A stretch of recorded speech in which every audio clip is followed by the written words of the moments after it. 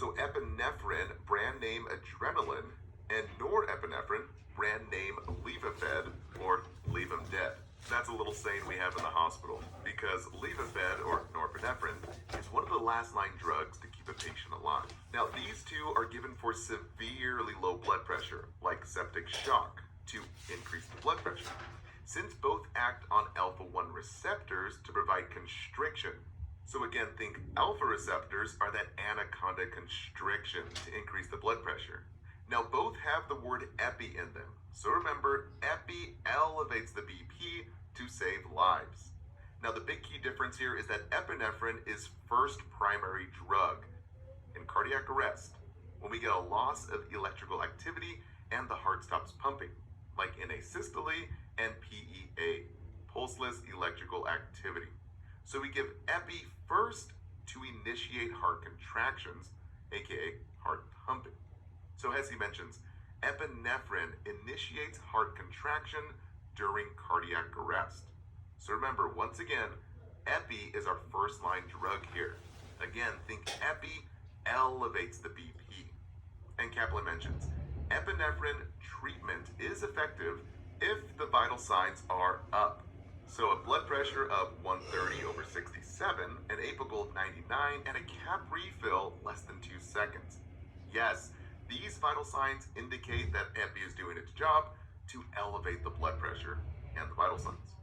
Now, epi is also used as a first-line drug in anaphylaxis, or our supersized allergic reaction. We typically use it in an auto-injector called an EpiPen, which we cover in the Pharmacology Master Course at simplenursing.com. Lastly, Hesse mentions an interesting drug, phentolamine. This one is used to treat dopamine and epinephrine extravasation. It's basically if the IV gets dislodged from the vein and leaks into the tissues. So epi and dopamine can cause major damage to the surrounding tissues, like burning and blistering from all that vasoconstriction. So if this happens, we always keep the IV in place and give phentolamine immediately.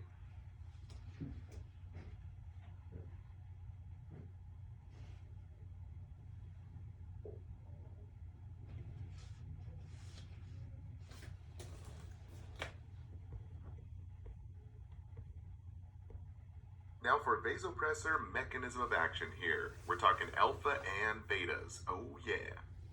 For vasopressors, think that they press on the vessels, causing the blood vessel pressure to go up, increasing the blood pressure, in order to squeeze oxygen-rich blood back to the core of the body in order to perfuse the vital organs. Sort of like squeezing a tube of toothpaste, all the vessels are pressed down, so that blood squeezes back to the heart. Now the main vasopressors to know is epinephrine, norepinephrine, vasopressin, dobutamine, and dopamine. We will cover these in a moment. The main indication here is simple. We give it to increase the blood pressure when it's low, for cardiac arrest or the ACLS type settings, and even shock where we have severely low blood pressure and decreased perfusion. So just think, vasopressors press up the blood pressure by pressing on the blood vessels. They work specifically by activating some key receptors, so write it down, alphas and betas, inside the heart and the lining of the blood vessels. Once the alphas and betas are stimulated, they do different things. So alpha 1 is responsible for constriction of the blood vessels. So just think alphas are the anacondas that act on the vessels to constrict and narrow them so that blood squeezes back to the heart. And when you hear the term alpha agonist, think agonist adds to the blood pressure, increasing it with our vasopressors. And on the other side of things, alpha antagonists are anti-blood pressure. So they basically block the blood pressure, lowering it, like with clonidine, which blocks the alpha receptors, which blocks the anaconda constriction, so vessels naturally dilate now with clonidine. So less constriction, we have less pressure with clonidine, and naturally blood pressure goes down. So the memory trick, blood pressure declines with clonidine. Or just think cardiac down with clonidine. Now the good news is the blood pressure is lowered, but the bad news is it can work too well and lower too much, causing orthostatic hypotension, that low blood pressure upon standing. Now switching to betas. For beta 1, think one heart. For a beta agonist, we have our vasopressors. So we get a faster heart rate, which is positive chronotropic. Chronos meaning time, so more beats per minute. And a stronger heart rate, known as positive inotropic. Ino meaning force, so more forceful beats. And we have increased cardiac output, meaning an increase in blood coming out of the heart, positive inotropic, and increased heart rate, so positive chronotropic. Now for beta antagonists, we have anti-beats, like our beta blockers ending in LOL, like propanolol. They block beats here. So we have negative chronos, which means less beats, and negative inotropic, which means less force, ending up with lower heart rate and blood pressure. Now for beta 2, we have two lungs here. So think of the dilation of vessels and bronchi. We call beta 2 the beach ball effect, because a beta 2 agonist is our vasopressors and even albuterol, opening up the vessels and lungs like a big stretched out balloon, or basically like a beach ball. Now the good news is that the lungs can get more oxygen, and the dilated vessels means that organs get perfused. But the bad news here is with this dilation, we can have a blood pressure that drops, leading to lower hypotension when given in high doses, like with vasopressors. Now, this is not typical with albuterol. So once again, just think beta 2 dilates the vessels and the bronchi like a big beach ball. Now for the big vasopressor drugs, the ones to know for your test and the NCLEX, I would write these down. We have epinephrine, norepinephrine, vasopressin, dobutamine, and dopamine. So let's break these down one by one. Starting with some memory tricks first. So epinephrine and norepinephrine both have the name epinephrine in it. So just think epi elevates the blood pressure by activating the alpha receptors to get that anaconda constriction of the blood vessel, forcing the blood pressure up. And vasopressin just sounds like pressin, so it presses the blood pressure up. It's a synthetic ADH, the antidiuretic hormone. That does not affect the alphas and the betas.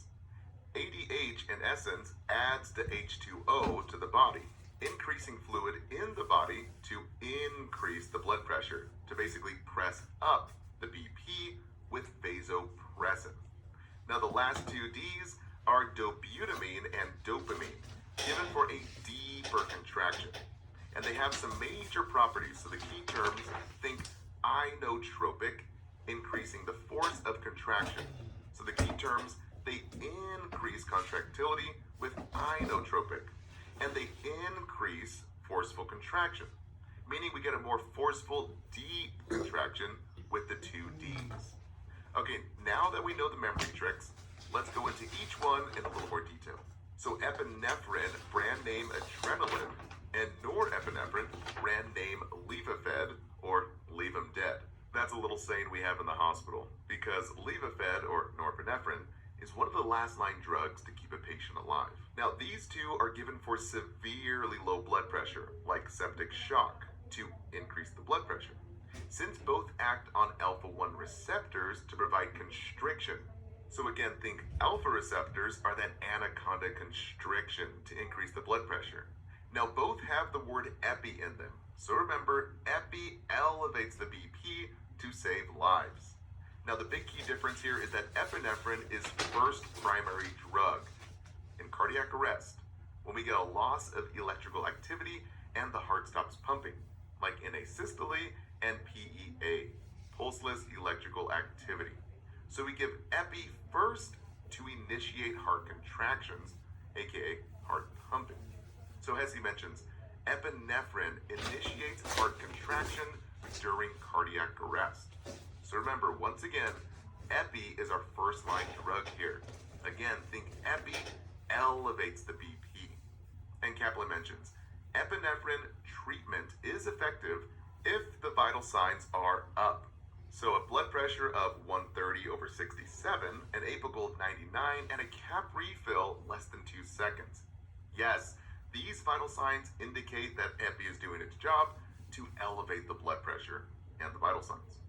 Now, epi is also used as a first-line drug in anaphylaxis, or our supersized allergic reaction.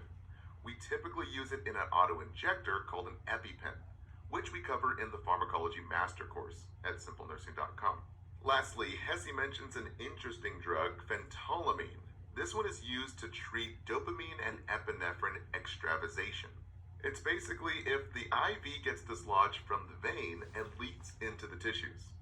So epi and dopamine can cause major damage to the surrounding tissues, like burning and blistering from all that vasoconstriction. So if this happens, we always keep the IV in place and give phentolamine immediately. Now our next drug is vasopressin and desmopressin, our ADH. So both of these have pressin, so just think they press that blood pressure up.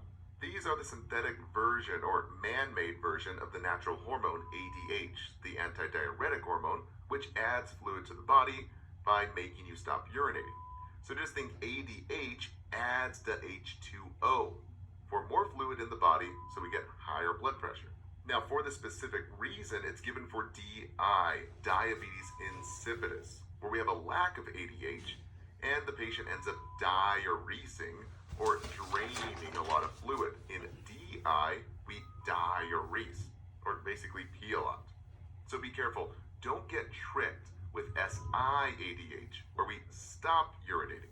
Simply look at the letters here. SIADH has a lot more letters, so we retain a lot more fluid. And DI has very few letters, so very little fluid is retained. Or just think S in SIADH, we stop urinating and end up with a swollen body that is soaked inside with SI, and we get low liquid labs. And with DI, we diurese or drain the fluid, and so we really get dry inside with DI, with high and dry lab values.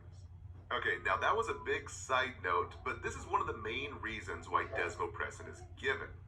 Now the key difference is that vasopressin does not affect the alphas and the betas. It affects the fluid volume and not the constriction of blood vessels. So let the name help you here. Antidiuretic means anti-diuresing, or stop urinating. Or again, just think ADH, adds H2O, more fluid in the body and not in the potty.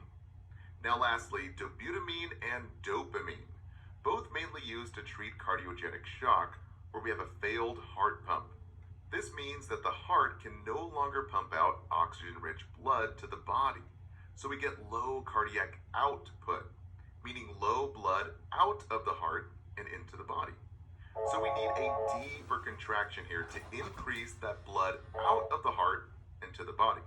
So think of the two D's for a deep contraction. Yeah, buddy. D for dobutamine and D for dopamine. Both mainly activate alpha-1 receptors, causing anaconda-like constriction to the blood vessels to increase the BP.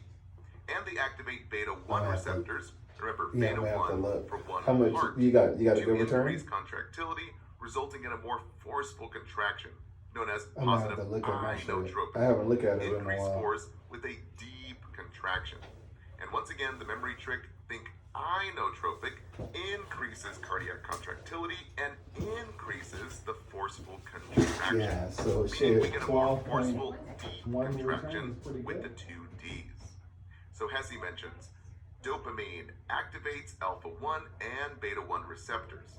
And the therapeutic effects here is low doses act on dopamine receptors, moderate doses act on beta-1 receptors, and high doses act on both alpha-1 and beta-1 receptors. And we always assess the IV site hourly for signs and symptoms of infiltration. And Kaplan mentions dopamine given for a patient with hypotension.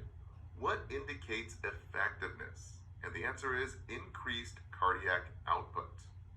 And ATI mentions dobutamine and dopamine.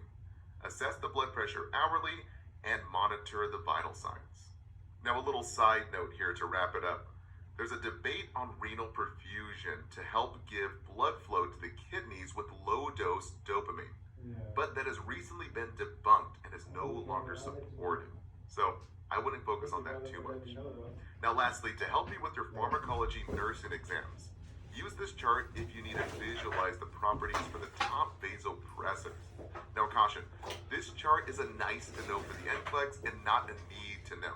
So I wouldn't waste your precious time focusing on this chart. Rather, focus on the key points that we just covered and you'll be good to go for the NCLEX. Again, this chart is super helpful for pharmacology exams, but that's really about it. All right, guys, that wraps it up for this segment. Don't forget to take your quiz and download the study guides.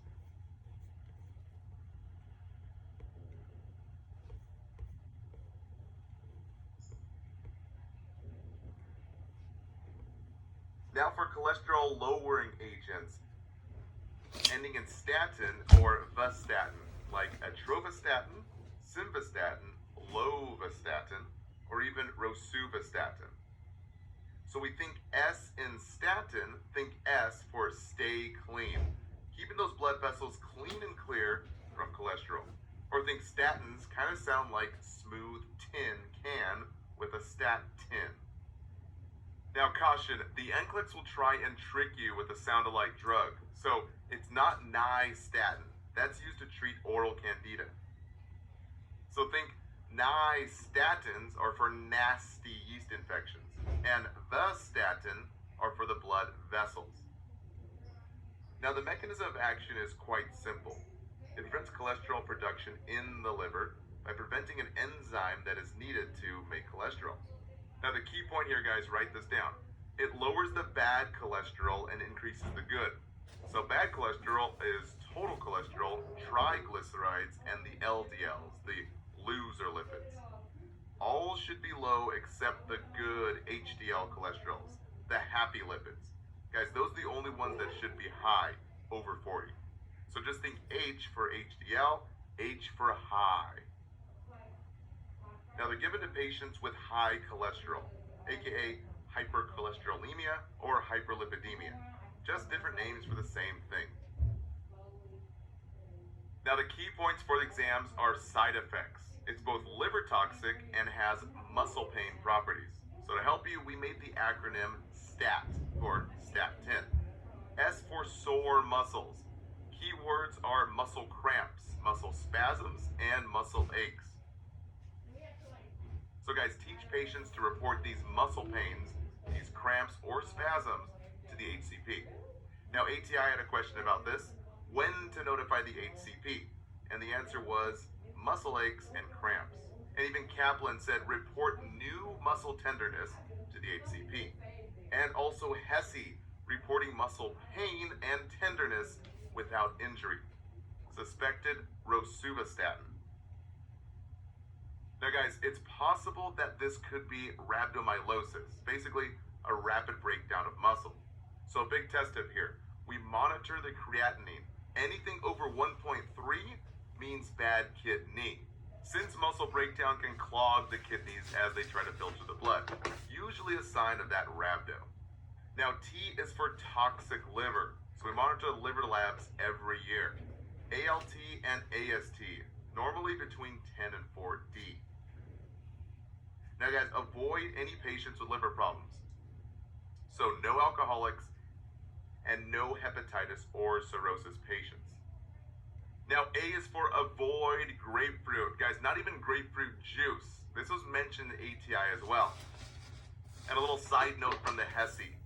Never mix with St. John's wort. Now, typically St. John's wort's bad for everything on the NCLEX.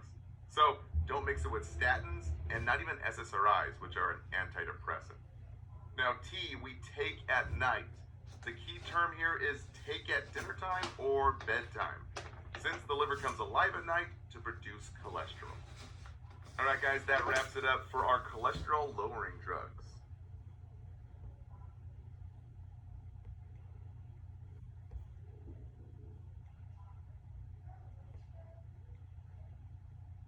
So right now, we give drugs to open up those oxygen tubes. Next, we remove the blockage, and after, we give the heart rest and prevent any future clots. Now, you've heard the term MONA, but for the NCLEX, the correct sequence is oxygen for perfusion, Aspirin, our antiplatelet conjugator, to prevent platelets from sticking together and forming bigger clots. Nitro opens those coronary oxygen tubes to provide more oxygen to the heart muscle. And morphine helps the heart to relax, decreasing the workload. Now, all these drugs help get and conserve oxygen immediately. So big test tips for nitro: no Viagra, afil-ending drugs like sildenafil. Remember, afil will kill since both are potent vasodilators. It causes vascular collapse from low blood pressure. Now, some other highly tested points here. Guys, 3 doses, a maximum of 5 minutes apart. No swallowing, always sublingual, under the tongue. And headache and orthostatic hypotension are common, so guys, we take this drug while sitting to prevent fall risk. Now, a little side note, for chronic angina patients at home, we teach them to call 911 if there's pain 5 minutes after the first dose. Big NCLEX key term here, guys. Pain 5 minutes after the first dose. Now, test tips for morphine, guys. Any chest pain after morphine indicates an MI, even if it's only 1 or 2 out of 10. NCLEX key word here is chest pain or unrelieved pain after morphine. Typically, more pain equals more tissue death. Now, we fix the clot with cath lab and clot busters. So for cath lab, just think it clears the clot. Also called PCI, percutaneous coronary intervention. Key terms that show up on exams are arterial or even angioplasty. Now, angiographies or even angiograms are images taken via x-rays to visualize the blockage. And plasty means balloon or stent placement, requiring more recovery time. Patients are usually awake, not under general anesthesia. So before, we're NPO 6 to 12 hours, meaning no eating or drinking. And after, patients will lie flat for several hours and are encouraged to drink to dilute that contrast dye, which we'll be covering next. Now, bypass, also called open heart surgery, requires more recovery time, around 3 to 5 days in the hospital. So words including bypass like coronary artery bypass graft, or even mid-cath, minimally invasive direct coronary artery bypass grafting. Usually a shorter recovery time because there's a smaller incision in between the ribs. Now, post-operative general rules here. We avoid lifting heavy objects, and we protect incisions from infection. So big no-nos here, guys. No baths or soaking the wound, but the shower is okay if they avoid soaking the wound underwater. We want to prevent infection here, so we monitor for redness, warmth, swelling, and draining, specifically at the incision site. If there's any of these, they were reported to the HCP immediately. Now, test tips for cath lab. Guys, always think contrast kills the kidneys, usually used in procedures previously mentioned. So contrast dye, also called iodine, is a thick dye highlighter used to find blockages and narrowing. But it's really hard for the kidneys to wash out of the blood. It's kind of like dumping cement into the washing machines of the body. So think thick dye, the kidneys will die. Now, here are the top 7 test questions that come up with cath lab. Just remember the ABCs. A for allergy to iodine. And yes, warm flushing is normal. So guys, allergies to shellfish is actually not used as a tool anymore to screen for iodine allergies, according to the last NCLEX update. B is for bleeding at the catheter sites. Direct or manual pressure on or above the site for any potential bleed. And patients will be lying flat hours after, aka supine. So NCLEX key terms here, guys, write these down. We're not putting the patient in semi-Fowlers and no crossing the legs. Also, no blood thinners within a 6-hour window. This means no heparin, no warfarin, aspirin, or even clopidogrel. Now, C is for creatinine, always indicating kidney function. Normally 0.9 to 1.2. So remember, contrast kills the kidneys, kind of like dumping that thick cement into a washing machine. So creatinine over 1.3 usually means an injured kidney, also called contrast nephropathy. So we avoid renal failure patients, and keyword here, guys, write this down. Diabetics on metformin. We stop metformin 48 hours before and after the cath lab. We want to prevent lactic acidosis and nephropathy. And we can give mucimins to protect the kidneys, but it's not common on the NCLEX. So remember, iodine is like thick dye. The kidneys will die. Always a big NCLEX tip.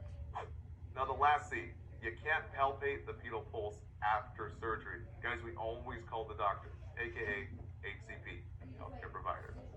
Remember this, pulses equals perfusion. Normally we get diminished pulses, but only 4 to 12 hours max, not 1 to 2 days. So NCLEX keywords here, guys.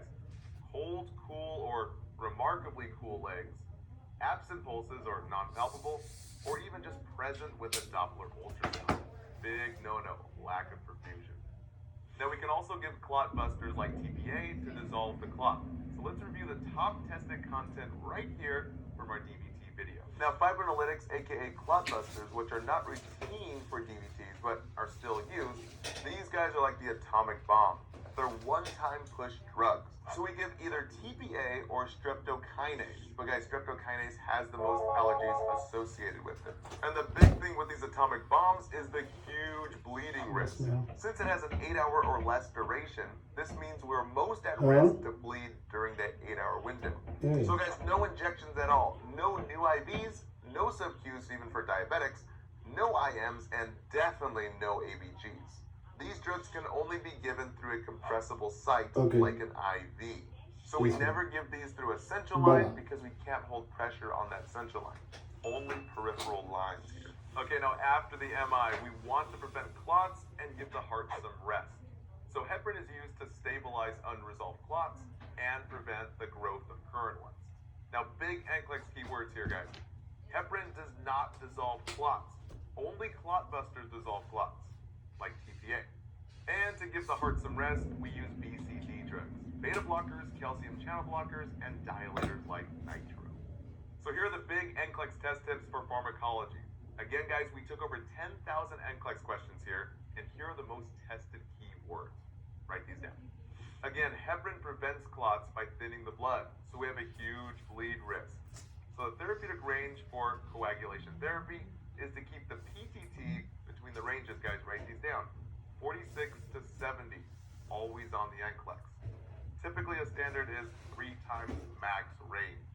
Now the antidote for heparin is protamine sulfate. So our memory trick is hepin, like a frog.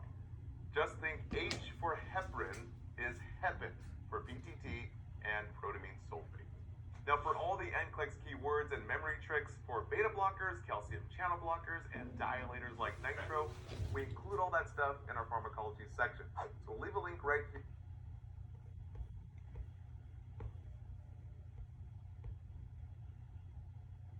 Let's wrap up angina. So always think A for angina, A for acute chest pain, which is caused by severe narrowing of the oxygen tubes, aka the coronary arteries.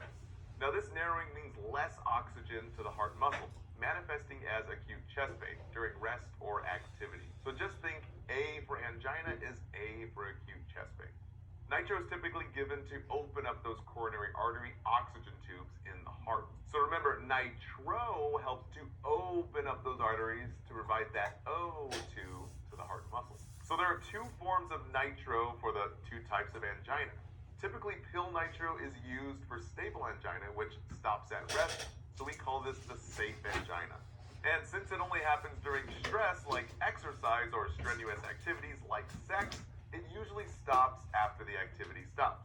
And nitro patch is used for chronic unstable angina, aka the unsafe angina, which is unpredictable, meaning it can happen at any time, sleeping, awake, at home, at work. Guys, it's like a ticking time bomb. Now the killer precautions with any type of nitro, guys, the number 1 thing that always shows up at the NCLEX and nursing exams, please write this down. So no Viagra, guys, no drugs ending in afil like sildenafil. Well, that's no fun. Sildenafil will kill your patient from that extremely low blood pressure. So a little memory trick, always remember afil in Viagra, afils a certain male anatomy. And yes, headaches and orthostatic hypotension are normal, so teach your patient key terms. Slow position changes to avoid the dizziness, and always take it while you're sitting. Guys, those are huge test tips. All right, let's cover the top 8 most tested NCLEX and nursing exam questions for nitro. The number 1 patient education is to take nitro before any strenuous activity. Always the main goal is to have no chest pain during, keyword here, daily activities, like combing hair or even fixing the hair, getting dressed, doing your makeup, and even making the bed. Big NCLEX favorites right there. Now, in general, for nitro administration, big NCLEX key terms are to call 911 if there's still pain 5 minutes after the first dose. Guys, not the third dose, 5 minutes after the first dose. And secondly, 3 doses maximum, 5 minutes apart. And third, no swallowing, only sublingual, under the tongue. We never swallow nitro. As far as storage, we always store in the original containers. Keywords here, we avoid light and heat. So no light and no heat. So never in a pill box, never in a car, no plastic bags or pockets. Yes, the purse is okay, and we're replacing every 6 months. Not 3 months, not 4, but 6. So again, one more time. When does the patient call 911? After the third dose? No, guys, after the first dose, but only if they have pain. That's a big but right there. Now, as far as nitro patch, it's usually used for chronic, unstable angina, or basically long-term angina. We teach patients to apply the patch 1 time per day, not PRN, so not when needed. And guys, 1 patch at a time, no doubling up. So never use 2 patches at the same time. And lastly, yes, patches are shower safe. As far as location, big key term here, guys, write this down. We rotate locations daily, not weekly. NCLEX key terms here.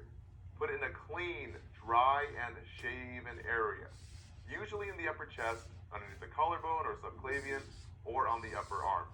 Again, not in the hairy or scarred area, or even a callus area. And most definitely not on broken skin. Okay, here's a common question that usually comes up on NCLEX and nursing exams. What do we do if the patch falls off? Well, guys, if it's over 1 hour ago, then take the nitro pill or spray, since the new patch can take about 40 to 60 minutes to activate. And lastly, nurses always use gloves. Guys,